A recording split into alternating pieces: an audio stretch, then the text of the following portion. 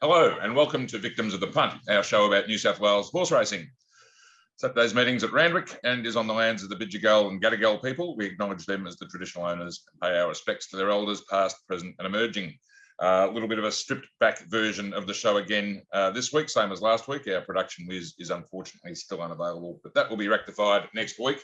So unfortunately, we won't have the vision of some of the trialers and tips that we'd normally see, but we'll battle on regardless and do our best.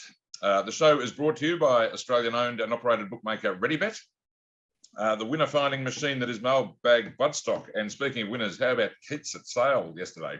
Just fell in by about 5 lengths in his first run in the blue, orange and white. And of course, Field of Roses won at Pakenham last week as well. So Mailbag Bloodstock is airborne. And the show's also brought to you by Punting Form, Australia's best racing database.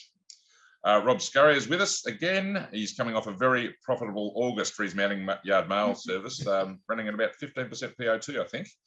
And you wouldn't want to bet against him repeating the dose in September. The mounting yard is critical in these early spring races, and that's when Rob comes right into his own. Now, over to Mark Shean. His tips, oh, gee, it was a tough day for Mark last week. Grace and Harmony, don't know what happened there. It was just a furlong, and then his chance of redemption was ruined when Conqueror was scratched the barrier, which left it wide open for Kaboo, who got the job done in the big 3-year-old race. So I'm sure he'll be out to square the ledger this week and look forward to seeing what he's got for us. Of course, the trial back bookers keep finding winners. Perfect Thought was one of those. It got the money at Kembla last Saturday while that was happening. Mark, any promos or special offers this week at ReadyBet? Yeah, we do. We have the standard money back second promos and that sort of thing. We've got the Friday fill up, a free hit on one race at each of the 3 codes today and every Friday. Got a great US Open tennis promo, and continuing on this week, we started last week. We're going to pick a couple of favourites, hopefully one each in Melbourne and Sydney, and just guarantee to be at least joint top odds, and if not top odds in the marketplace, backing our opinion, taking us on. No money back, no refunds, just if we're wrong and you're right, back it at top odds and collect. All right, RedfernExpress BLACKBOOKERS, the segment everyone's been waiting for, the best free content you'll find on Sydney racing, presented by the mailbagbloodstock.com.au. And this week, a new one, to be trained by Jesus Bedgegood. It's Manhattan Rain out of a Calais View 2-year-old filly. So Manhattan Rain, I remember Manhattan Rain going around. He's a lovely type. He won the Group 1 size produce, I think you were calling it that day, Mark. He beat Tickets, who I was on. He ran a second in the Cox Plate behind So You Think. Same sire as She Will Reign, who was a Group 1, well, multiple Group 1 winner. The downside is possibly even more exciting for this filly, being out of a half sister to Fontaton, who won the Inglis Banner by a lazy 6 lengths, winning the Blue Diamond Preview and Prelude, and starting a short favourite in the Blue Diamond. It's closely related to Group 3 winners in Sartorial Splendor and that really good horse Generation. It was a bit stiff last week. Fast Family goes early. The filly's broken in, ready to go. Nominated for English Series Race, Vobis Gold, trained by the flying Gavin Bedgegood, as I alluded to. $2,050 for a 2.5% share. Get in touch with Jono at themailbag.com.au. That's JONO. Only 40% remaining. Okay, 3 for the Black Book this week. No vision, unfortunately, but you'll have to do your own homework. Find them and have a look and see what Mark sees. We'll give you some names and dates at the end so you can look them up for yourself. First up, from the Warwick Farm trial on August 29 is Economics, a 3-year-old colt trained by Annabelle Neesham. Yeah, he didn't begin all that well in this trial. Yeah, you can have, as Rob said, you can have a look. He's in the Aquas colours. He jumps a bit slowly, gets back, and then is hard held all the way to the line. He's only been lightly raced. He ran second at Muswellbrook and then won very impressively at Scone through the carnival there. I think he's a very nice horse, and look, he'd probably be aimed at the midweeks and see how he goes and progresses through. But he's a son of capitalist, pretty nice type. And I thought he trialled particularly well after getting left in that trial. Okay, next up, also from the 29th of August, but this time from the Gosford trials that day. In trial 6, an unraced filly from the Waterhouse Bott stable, on the beach. Yeah, this is a filly by not a single doubt. She's won her last 2 trials. I thought this second trial was a lot better at Gosford. She seemed a little bit fitter and went through the line a little bit better. She jumped in front, showed good speed as most of those horses from the stable do. And when given a click up at the top of the straight, she extended nicely and won very easily. So I think she's on target to win a race. First up, they'll probably go to the midweeks with her as well, but she looks above average. So that's on the beach. She's in the Yulong colours. A lot of people like betting against them, but anyway, cream with white check sleeves when you look it up.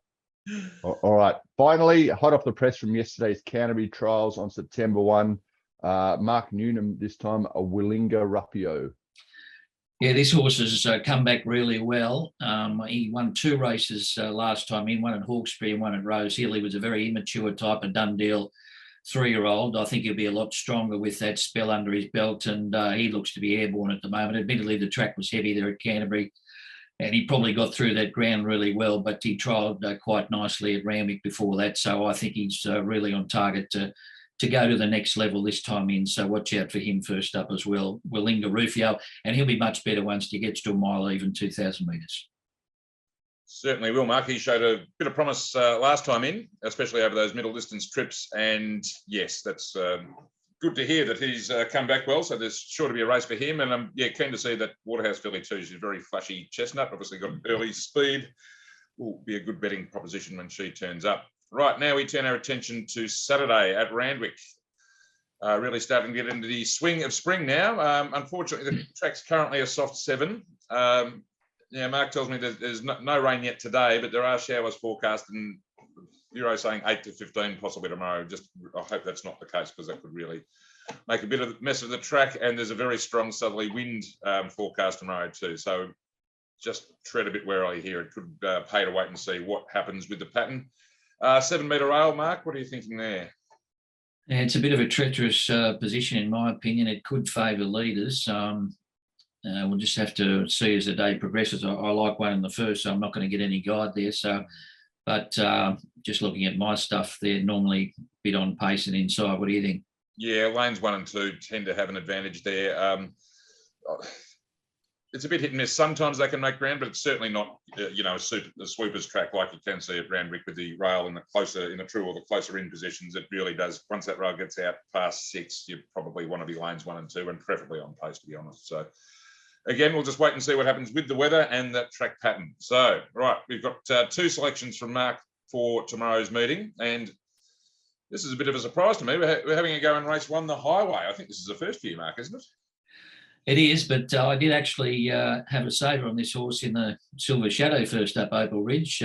She went into the race with a run under a belt, so I thought a bit of race fitness on her side might help her, but sitting 4 wide on a limb certainly didn't.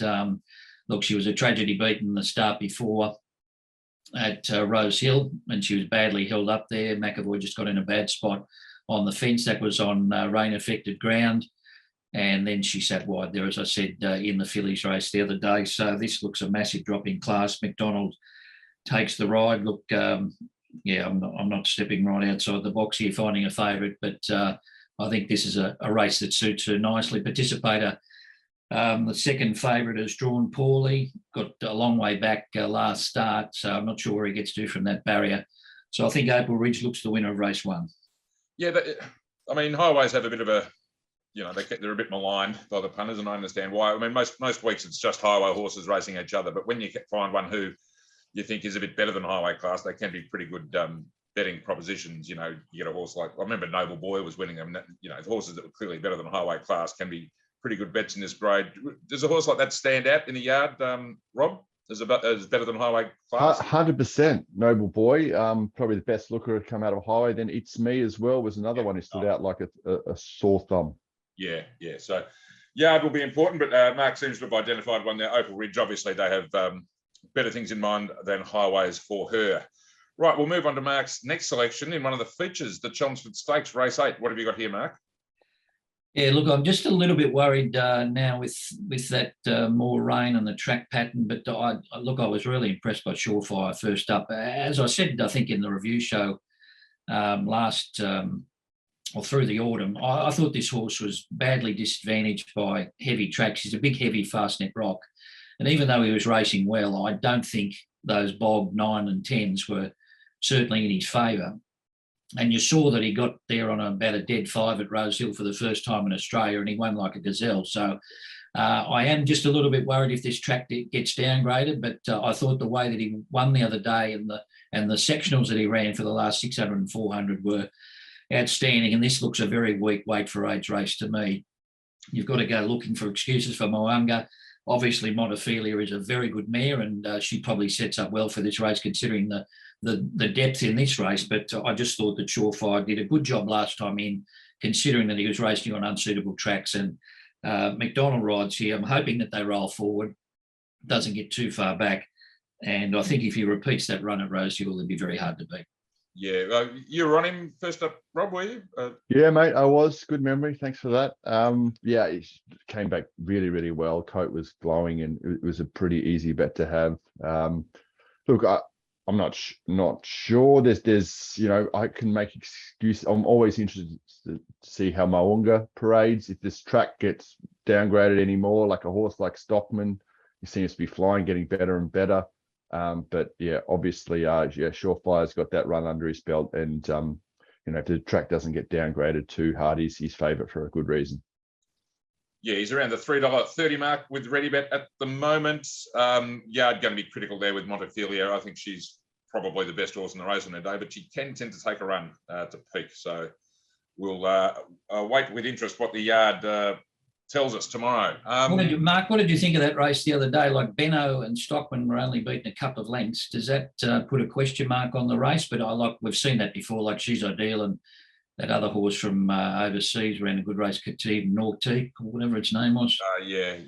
I do have a question mark on that form. I think Benno's got some ability. And he sort of went up the inside. He was one of the few to make ground up the inside on that occasion too. I don't know how he's going to go second up. He's obviously got other targets, Metropolitans and that sort of thing in mind. But the Chelmsford's always a pretty weak weight for age race, to be honest. It's often a stepping stone to other targets for horses, and it's very much the B graders. It's not much of a race this year, to be honest, and certainly there to be won by a horse like Surefire if he gets the right run and conditions, of course. Just before we go, anyone want to say anything about Zaki and the Tramway? I mean, he's a short enough price, but any comment on his trials, Mark? I thought he trialled good at Hawkesbury, got taken on all the way there, and I thought it was actually a good trial to have because it would have given him a bit of match fitness. That War Eternal cut into him a long way out, and they went head and head. It was hard to get any good guy with sectionals there because they finished at the old winning post 100 out, so you couldn't really get any sort of a guide sectionally for that trial, unfortunately. Oh, well. Interesting race. Rob, you'll be keen to see the great Zaki and, of course, Profondo going around again. Yeah, look, he's not getting any younger, Zaki, but I guess he's almost as good as we've got. How bad does the track get by that stage? Not sure. Profondo, I'm not sure if he likes it heavy either. So we'll see, but he just seems a bit short to me, the obvious one, but a horse like Nimmerley could improve. Ice Bath, I'm not sure where she's at.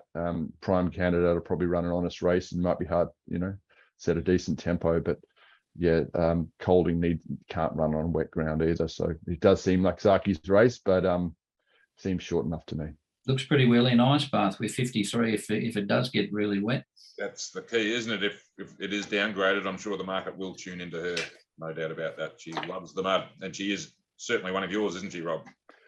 Certainly run a lot of close seconds with her. I think we got our money in the Invitation. See, I remember that PBL Invitation, $2 million race. But I think she was a good thing, beating a couple things like other big races. Anyway, she's certainly one of mine. Yes, we all remember the 25-1 pre-post in the Golden Eagle or one of those big races. Yeah. Anyway. All right, just another tragedy on the punt. Thank you very much for that. We'll just recap Mark's best bets. Race 1, number 8, Opal Ridge, and race 8, number 9, Surefire. Keep an eye on the track conditions and pattern, of course. And just recapping the Black Bookers we had from Warwick Farm Economics, from Gosford On the Beach, and from Canterbury yesterday, hot off the press, Willinga Rufio. Mark, Rob, thank you very much for that. Again, apologies for the lack of vision and the more stripped back nature of the show today, but we will have that back to normal by next week, I'm pretty sure. So thank you very much, Mark, Rob, and best of luck for the weekend. Thanks, boys. Cheers, guys.